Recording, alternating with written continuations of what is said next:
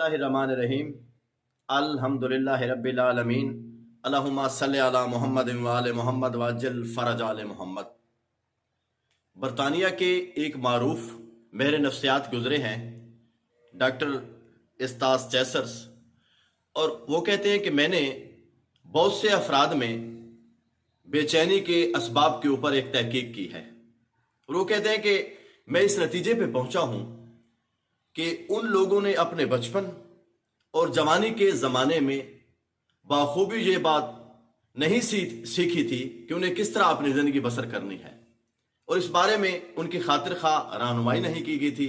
इनमें से बहुत से लोग अब माँ बाप बन चुके हैं, और वो अपने बच्चों को कैसे सिखाएंगे, और उनके बच्चे हो गए क्योंकि ये लोग खुद अपनी शनाख्त से आजिज हैं, तो वो अपने बच्चों में जो रूहानी और नफ्सियाती इस्तराब है वो डेवलप कर रहे हैं।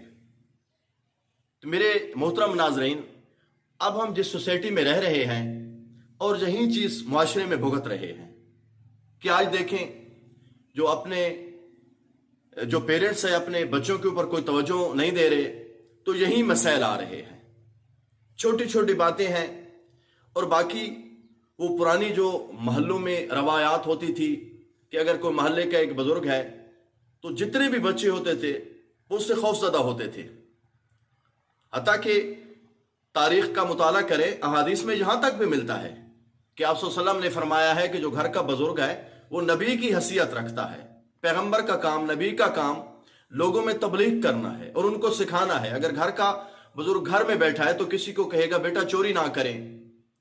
अगर वालिदैन को भी फुर्सत नहीं होगी अपने बच्चों को सिखाने की, तो फिर मौला अमीर का और भी फरमान है कि जो ज़माना है वो बेहतरीन उस्ताद है, और जो ज़माना सिखा रहा है सोसाइटी को वो आप और मैं सारे देख रहे हैं कि आज किस तरह के हालात हैं। बात यहां तक है कि अगर आप किसी गली महल्ले चौराहे पे जाए ना, कोई वाटर कूलर वहां पे पड़ा है तो उसको तार लगी हुई है, वो बांधा हुआ है।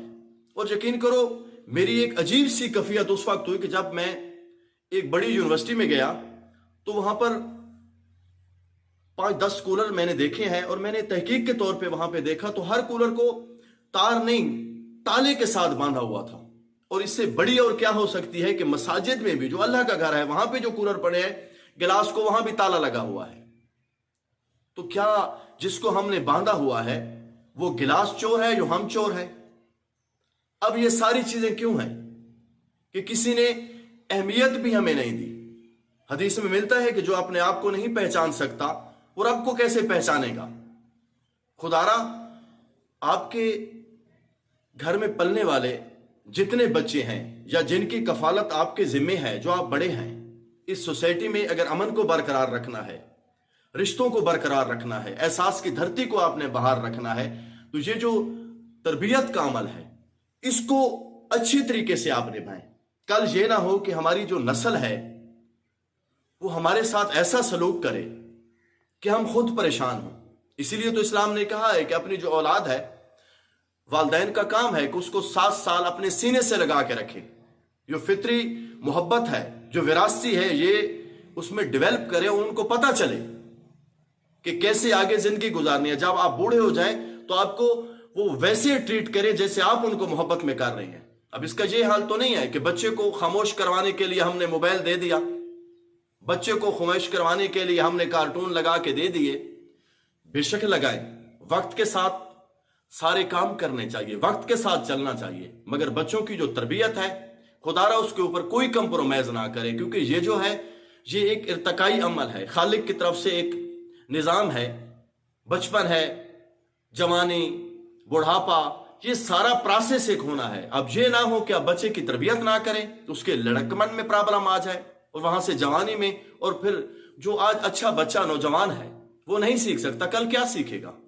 तो ये जो जितने मुआशरती तौर पे मसाइल पैदा हो रहे हैं, कभी कभी तो एक प्यासे मन की तरह एक तकलीफ होती है, होंठों पर मुस्कान के कांटे चुभते हैं, सच के फूल भी जिस्मों को जख्माते हैं, खुशियों के सब खेत दुखों ने चुन डाले, दर्द के पंछी मन में नोहे गाते हैं, आंखों के लीमू مل کے نچوڑے دردوں نے اشکوں کے بے داغ نگینے لوٹے ہیں، مایوسی کے درد کے بحر الکاہل میں آنسوں کے بھرپور سفینے لوٹے ہیں۔ والسلام۔